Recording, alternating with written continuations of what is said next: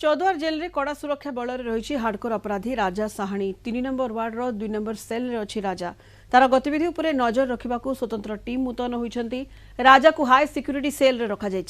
तीन जन स्वतंत्र जेल अधिकारी 24 घंटिया नजर रखिंट डबल सीसीटीवी सर्वेलेंस रे रही राजा एवं एक स्वतंत्र टीम सीसीटीवी मॉनिटर करुँच स्वतंत्र रेड कैप दि जाइए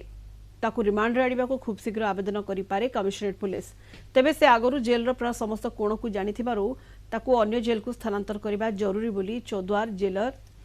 जेल रो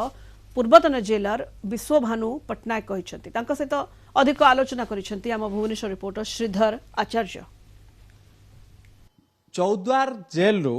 खसी आइथबा दुई कैदों को गिरफ करिछि कमिश्नरेट पुलिस। से दुई अपराधी हेले जड़े है राजा साहानी अन्य जन है मधुकांत तार अपराधिक सहयोगी ए दुई जन को गिरफ करिबारे सफल होईछि कमिश्नर पुलिस एवं ए घटना परे जन को भुवनेश्वर कारागार रखा जाइछि एवं राजा साहानी को चौद्वार जेल रे रखा जाइछि एने अधिक आलोचना